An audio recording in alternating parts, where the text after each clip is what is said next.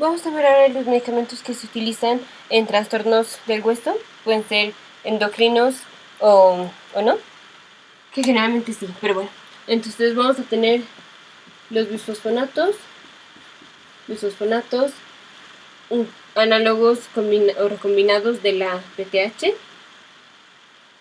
Sincalcet y los inhibidores de la absorción de fosfato.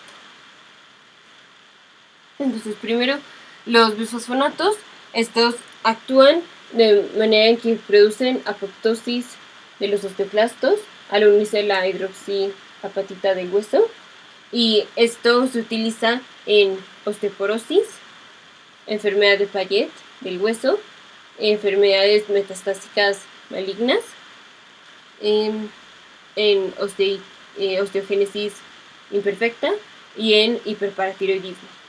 Se utiliza como de larga duración, no así en un momento agudo donde el paciente tenga hiperparatiroidismo o así, sino como manejo crónico de larga duración.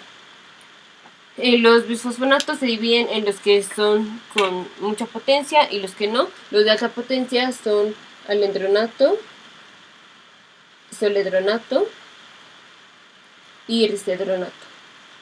Y los de baja potencia o simples son clodronato, ivandronato y etidronato.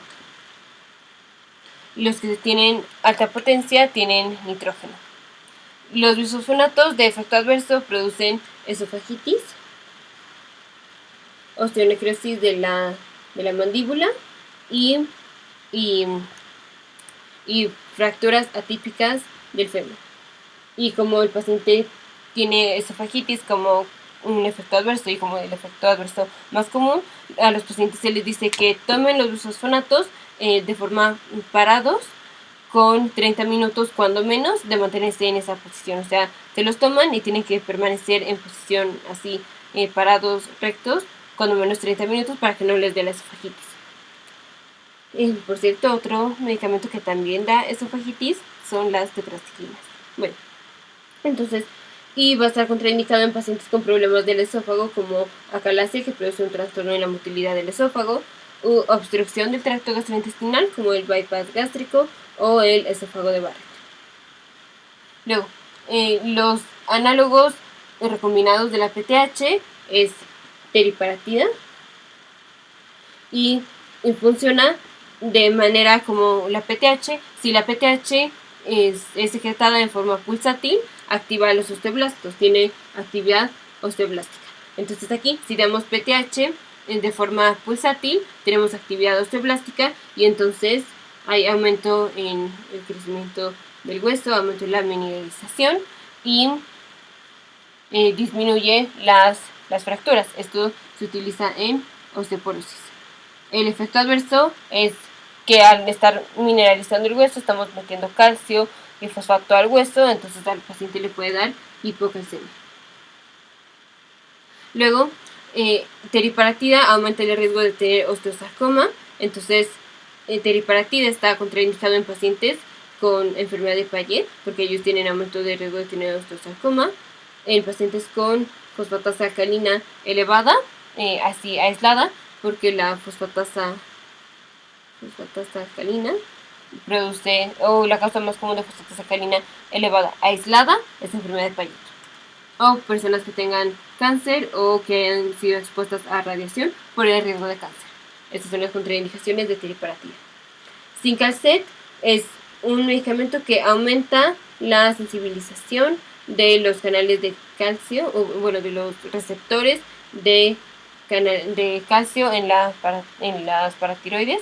Se llaman calcium sensitizing receptors y se abrevia CACSR.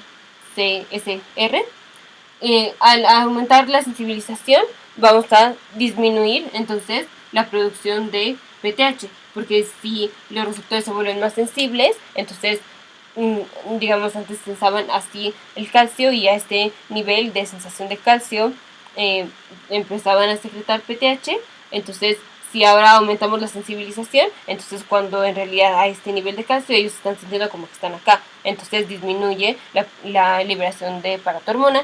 Esto se utiliza en hiperparatiroidismo primario o secundario, para evitar el daño al hueso o para ya cuando hay daño al hueso de forma aguda, se da Sincalcet, mientras se dan los bisfosfonatos, porque los bisfosfonatos son de largo plazo y no actúan en el momento.